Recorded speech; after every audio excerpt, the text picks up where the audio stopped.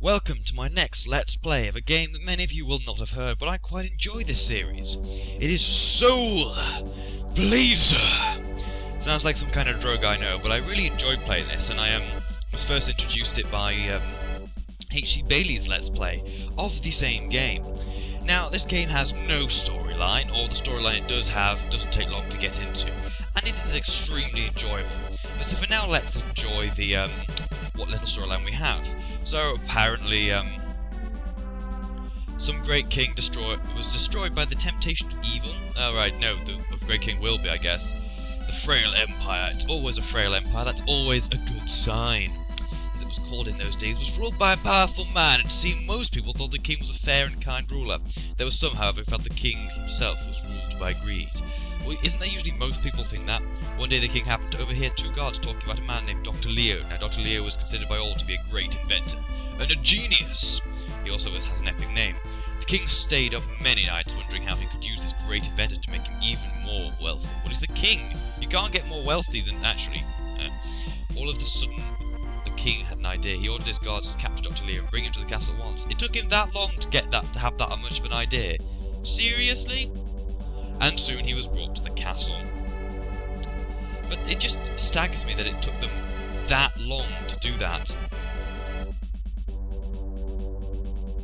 Oh, the King of Evil Death Toll. Yeah, it's not meant to be Death Toll. They've had to censor it when they released it here. I'm using the US version, not the EU version. I usually EU4, but I like 60Hz mode.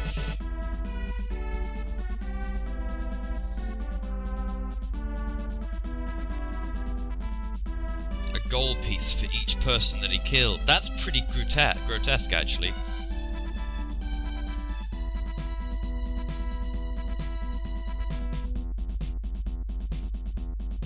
The Master is God and you're basically an angel. Or at least it implies that.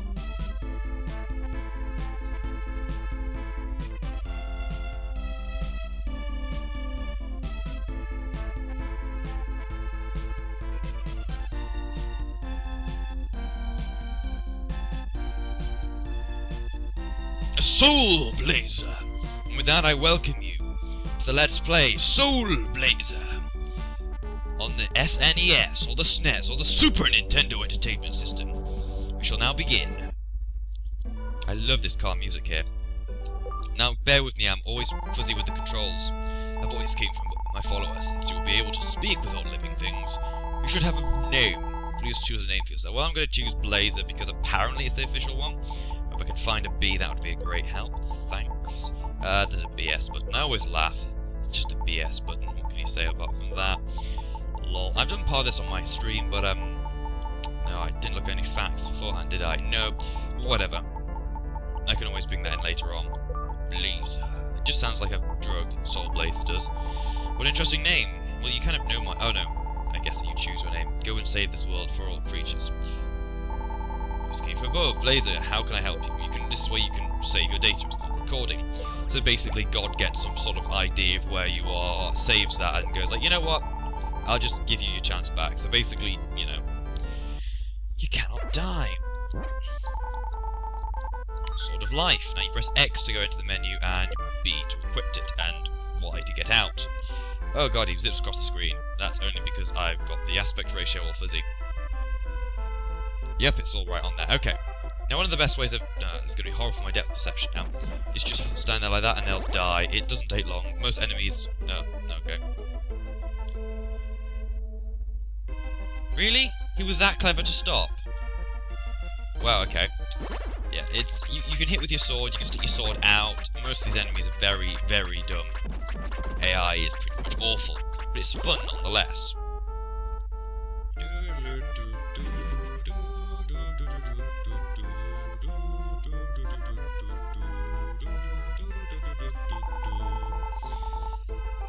Okay, sorry about that. I used to live in the sky just like you. Now I'm living on the earth away from the Master. That's actually quite interesting, because if the Master is supposedly God, then somehow he must have disliked something the Master has done. Actually, that's kind of interesting with hindsight of the game. But there we go. This game is primarily about reincarnation, or at least the thought of bringing someone back from death, if you will. He can use, basically he gives you magic, but of course magic isn't free, it never is. This one, he uses gems. Well, it happens. Small spheres of gold, that's what a gem looks like. Now that's good, isn't it? We get told what a gem is, I always wondered what a gem was. Anyway, I should use the D-pad. I never knew Nintendo actually had a patent on the D-pad, and no other company are allowed to use the D-pad like Nintendo have. And because hardware is such a crummy, hardware doesn't make up much of the sales, no one bothers trying to license it off them. They just make their own D-pad. That's why the 360 revolutionised its controller. There was, fingers there basically saying, "Huh, yeah, of course it was revolutionised." It's just screwed up all games with colour buttons now. Yay! So what happens when it says, when you see it's a B, oh, it's not coloured now, I don't know. And to me, that means I will never be able to play on the 360 because I can't grasp the control system. It's a bastardised version of the PS2 and the GameCube. And why that is, it's just I've played too many control systems to get used to now. My brain can't take any more. Okay, so let's demonstrate the magic. Always going to equip your... Nope. Always going to equip your magic. And you can do it by doing that. No, you can do it by doing that. And it'll shoot it out in the direction you're facing, which is very useless on this one. I actually find this magic one of the most useless in the game. You can also try and do the risky way of killing them, which is backing off slowly with the sword, but, Now these portals will unlock creatures, they'll unlock places either in the real world or the lair, and they'll give you, they'll give you passage, like this one did, or this one, as we'll see, revives something in the overworld, as we're going to call it from now on. Now, it's a very simple, straightforward game, but I figured I needed to do something like this. After I finished Red Steel, which was primarily shooting, and as you know, I happen not to like shooting. It's an old woman house. I do like this. I mean, it does look like very early SNES graphics. That's probably because it is. Okay, there's a small voice coming from inside. We'll better go check that out when we get out. But for now, you don't want to head back out. Ignore all options of getting back out now.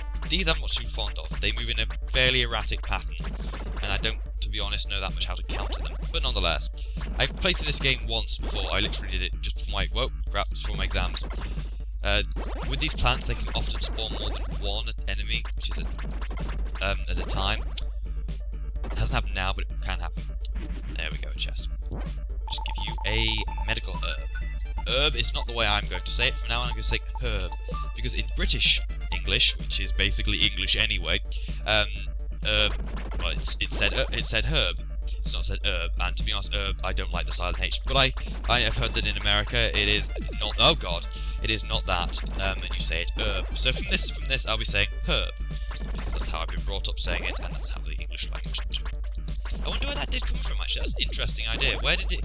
Whose idea was it to suddenly drop the H? I mean, I know American is actually, well, American English is actually an older form of English, because they kept some of the like Z, like in I can't think. I don't have an example at this moment, but I know they kept Z in, which was you may not actually think so, but it's actually an old-fashioned, because when we did something, I can't remember.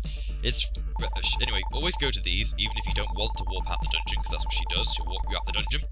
Don't bother. She just gives you experience points. Stay.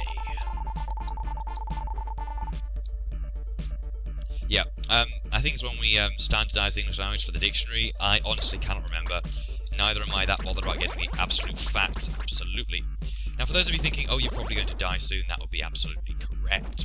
Now, this is what I'm just trying to demonstrate the medical herb. Also, this draws, when you put your sword like that, it does draw gems in, which is very useful. Nope, didn't want to do that.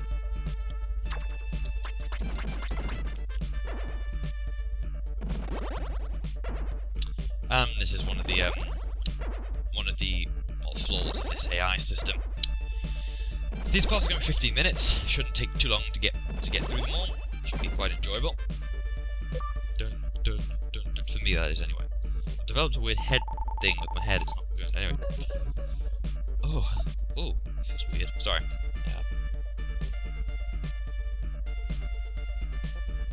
Yeah, these are nasty. These will shoot fireballs out of you. So just kind of wait until you finish the fireball, then attack them, because otherwise you could be in for a shock.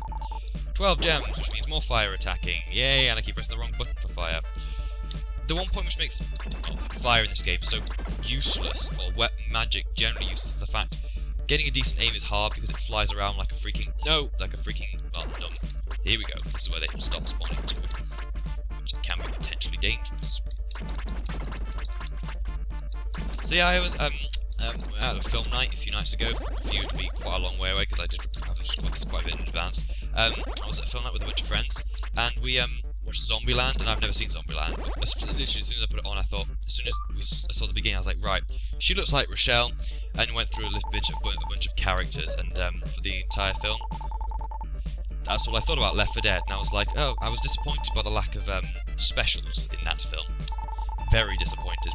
Then we watched, was it Bunny House, something like that, and it's got the same woman in it, and she starts off as a nerdy girl with glasses, with ginger hair, and I had an argument throughout the film, throughout the film, because one of my friends thought, oh, these can cast magic, by the way, which is kind of nasty, they also take more hits to kill, and we were having a little bit of an argument because I thought she was much more attractive when she was nerdy with the glasses, with the ginger hair, as opposed to being all maked up like they did at the end of the film, or near the beginning of the film.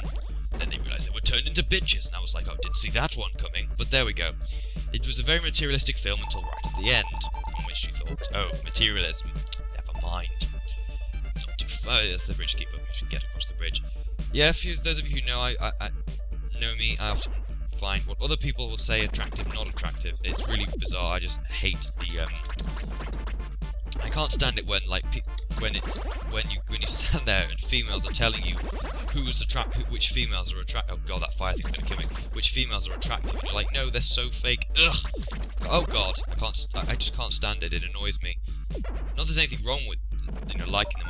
Oh, there we go. I kind of killed myself, but level up nonetheless. Did I kill myself?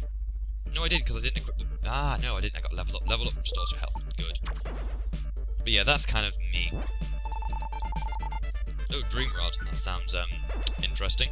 I think I'll show them my Dream Rod. Obvious euphemism / innuendo was obvious / not needed. But yeah, that's oh god. No, don't like this. This is not nice. Okay, there we go. But yeah, I don't know. I just feel films like that kind of put down the natural looks of women, which I kind of enjoy much more than makeup, for example. Because the same woman was in, as I said, zombie movie, and she was caked in makeup, and I just didn't find her attractive at all. For a while, I was like, she's not the same person. But there we go. I don't know. Be interested to think of what your opinions are, girls that watch my videos, because chances are you're not like many of the ones at school, and that's not meant in a derogatory sense. We're going to read some Ivy now, yeah. So I've been rambling this part. There's not much to say, and there never will be. It'll be me commentary and talking a lot. And listen to the awesome music.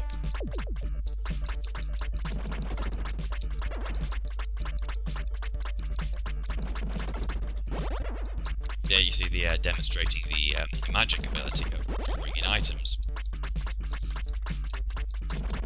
If you can, it's always good to find a nice spot where you're not going to get hurt. Oh, that's good. That's the way back. You'll be needing that a little later on, like very surely. Oh, there is casting magic. It's not exactly easy to avoid that magic in a sense, because it's still, I guess the damage hits working tiles, which is kind of like Pokemon in a way. God, when will Pokemon move out of tiles? Makes the adventure seem even, well, less adventurous. Anyway. The man's voice came from inside the watermill. Darn it! Stupid wheel, it's so hard to turn. Yeah, and when you revive people, you get one bar of health back, which is nice. Oh god damn it, die! What's this? I am an elevator. Apparently elevators talk, invented by Dr. Leo. I cannot move unless the watermill is turning. Well, see you in the next part when we add 2 and 2 together and head back up to the watermill. See you guys then.